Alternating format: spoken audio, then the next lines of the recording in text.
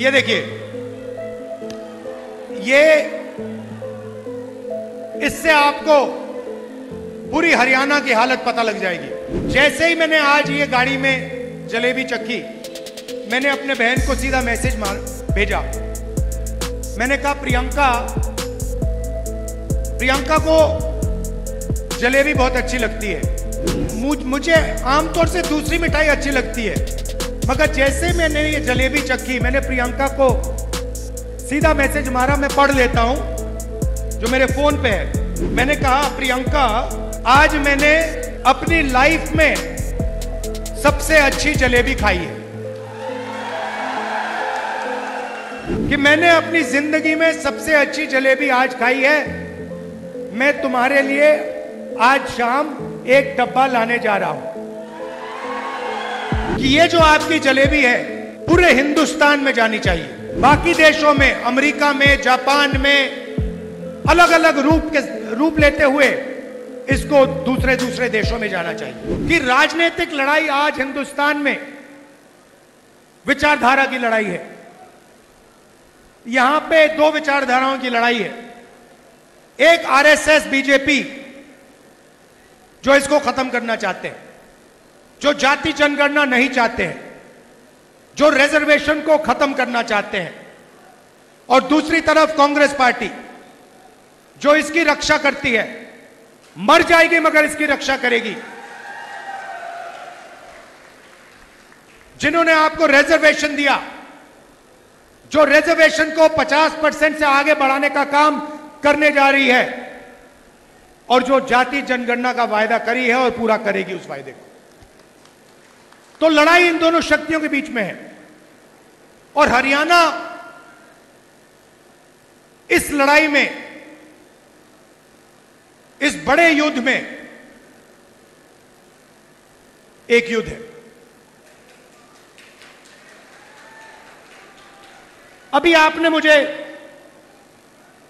जलेबी दी, कहां है जी, लाइए वो।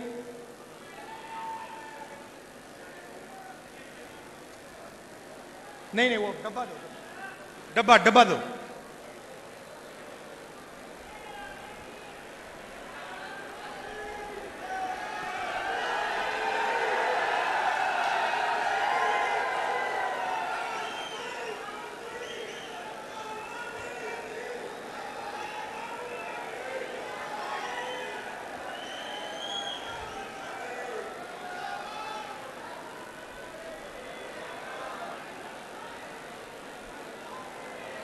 सॉरी, थोड़ा टाइम लग रहा है।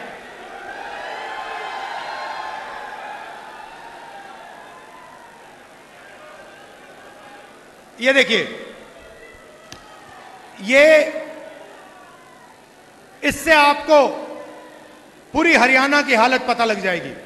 सबसे पहले, जैसे ही मैंने आज ये गाड़ी में जलेबी चखी, मैंने अपने बहन को सीधा मैसेज भेजा। मैंने कहा, प्रियंका को जलेबी बहुत अच्छी लगती है।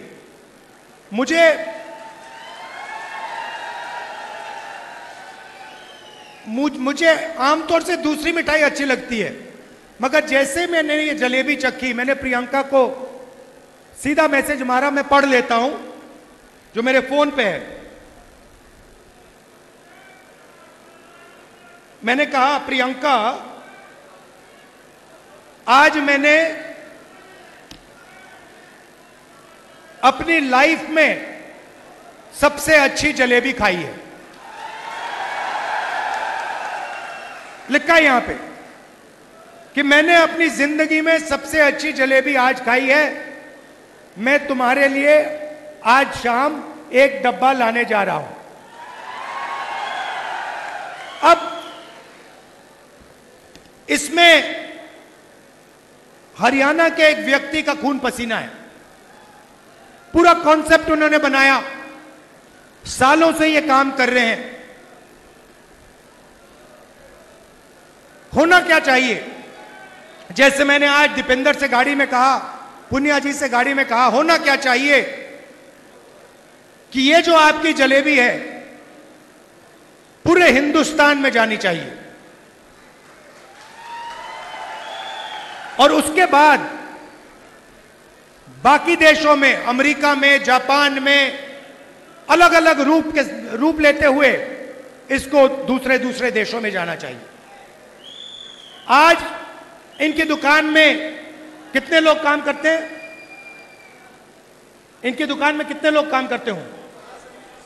मान लो इनकी दुकान में आज 100 लोग काम करते हैं, तो अगर इनकी जलेबी बाकी हिंदुस्तान में जाएगी, बाकी दुनिया में जाएगी, तो शायद उनकी फैक्ट्री में एक दिन 10,000, 20,000, 30,000, 50,000 लोग काम कर सके।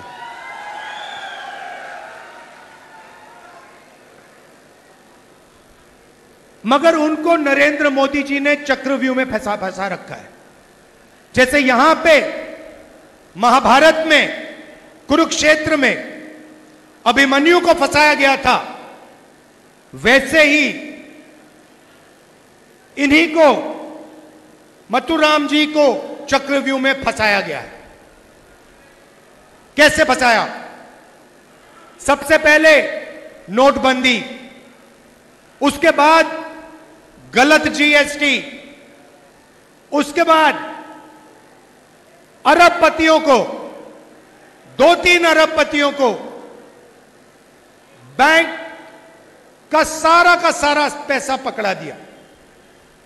अगर आप इनसे जाके पूछेंगे कि भैया बैंक से आप पैसा मांग सकते हो, लोन ले सकते हो, और मशहूर आदमी है, अगर आप इनसे पूछोगे ये कहेंगे नहीं भैया, बैंक हमें कर्जा नहीं देगा, बैंक तो हिंदुस्तान में आज अदानी और अंबानी को ही पैसा दे सकता है। वहां नहीं बात रुकती, इनको फिरौती की कॉल आती है, बाहर देश से कॉल आती है, एक्सटॉर्शन किया जाता है, 5 लाख 10 लाख रुपए मांगे जाते हैं, डराया जाता है, धमकाया जाता है। और यह सिर्फ एक आदमी के साथ नहीं हो रहा है, यह हजारों लाखों लोगों के साथ हरियाणा में किया जा रहा है। नरेंद्र मोदी जी ने और आपकी सरकार ने हरियाणा को बेरोजगारी का सेंटर बना दिया है।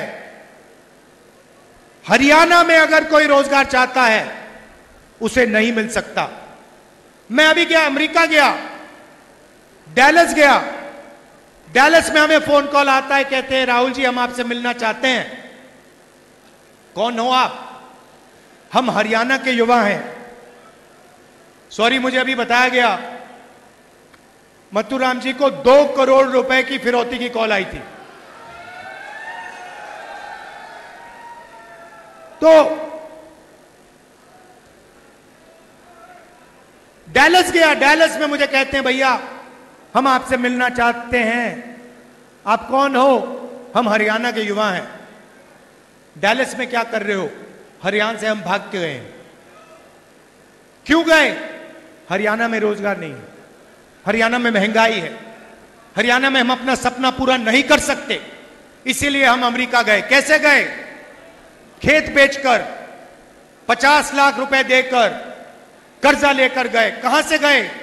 दिल्ली से इस्तांबुल, इस्तांबुल से कजाकिस्तान, कजाकिस्तान से साउथ अमेरिका, साउथ अमेरिका से सूरीनाम, सूरीनाम से पनामा, पनामा के जंगलों से निकलकर हम अमेरिका गए। अभी तक हमें नहीं मालूम कि हमें वापस भेजा जाएगा या नहीं। क्यों गए? करने को कुछ नहीं है। किस रेट पे आपने कर्जा लिया? 2 रुपए प्रति महीना। मैंने उनसे पूछा भाई बताओ, 30 लाख रुपए आपने दे दिए, 50 लाख रुपए आपने दे दिए अमेरिका जाने के लिए, हरियाणा में आपने छोटा सा बिजनेस क्यों नहीं खोला? हरियाणा में आपने दुकान क्यों नहीं खोली? हरियाणा में आपने छोटी फैक्ट्री क्यों नहीं खोली? उन्होंने मुझे कहा राहुल जी, हरियाणा में छोटी फैक्ट्री, छोटा बिजनेस सफल हो ही नहीं सकता, इसलिए हम अमेरिका गए हैं। उसके बाद कहते हैं राहुल जी एक काम कीजिए हमारे लिए। मैंने कहा क्या? कहते हैं राहुल जी हम अपने परिवार से नहीं मिल सकते। 10 साल के लिए हम अमेरिका में फंसे हैं। अगर हमारे पिता की मृत्यु होती है, माताजी की मृत्यु होती है, हम अंतिम संस्कार तक नहीं करवा सकते। हमें वीडियो फोन पर अपने पिता माता का अंतिम संस्कार करना पड़ता है। सच्चाई है। यह हालत है हरियाणा की। राहुल जी, आप जाइए, हमारे परिवारों से मिलिए और उन्हें कहिए कि हम ठीक हैं। मैंने कहा भैया आप वीडियो कॉल पे तो बात करते हो, मेरे जाने की क्या जरूरत है? कहते नहीं राहुल जी, वो हमारी बात मानते नहीं हैं, वो सोचते हैं कि हम झूठ बोल रहे हैं। आप जाके उन्हें बताइए कि हम ठीक हैं, हम अकेले हैं, सपना पूरा करने के लिए आए हैं, मगर ठीक है। मैं वापस गया, सुबह सुबह करनाल गया, 20-25 परिवारों से मिला। अजीब सी बात है, वीडियो कॉल पर, कंप्यूटर पर, एक तरफ अमेरिका में हरियाणा के युवा, हरियाणा के भविष्य अमेरिका में बैठे हैं क्योंकि उनको हरियाणा में रोजगार नहीं मिल सकता। दूसरी तरफ उनके परिवार। बातचीत चल रही थी, मैं सवाल पूछ रहा था। एक मां मुझे बता रही थी कि उसके बेटे को हर रोज अमेरिका में कोई आके पीटता है, एक्सीडेंट हो गया उसका, पेट की सर्जरी हुई, चल नहीं पाता है, खा नहीं पाता है, वो उसको देख नहीं पाई, मिल नहीं सकती उससे। और जब ये बातचीत कर रहे हैं, एकदम से एक चीख उठती है, चिल्लाता हुआ बच्चा भागता है कंप्यूटर के पास, कंप्यूटर को ऐसे पकड़ता है, चिल्लाता है पापा पापा पापा वापस आओ, वापस आओ पापा, वापस आओ। पापा देखते हैं उसको, मुस्कुराते हैं। रोना चाहता है क्योंकि वो अपने बच्चे को 10 साल के लिए नहीं देखेगा। मगर हरियाणा के लोगों के जैसे, कांग्रेस के हमारे जो कार्यकर्ता है वैसे, दिल के अंदर दर्द है मगर चेहरे पे आंसू नहीं दिखेंगे, चेहरे पे मुस्कान नहीं दिखेगी। वैसे ही वो युवा रोते हुए बच्चे को कहता है बेटा घबराओ मत, सब कुछ ठीक है, वापस आ जाऊंगा। अपने बच्चे से उसको झूठ बोलना पड़ता है, वापस नहीं आएगा, 10 साल के लिए वापस नहीं आ सकता है।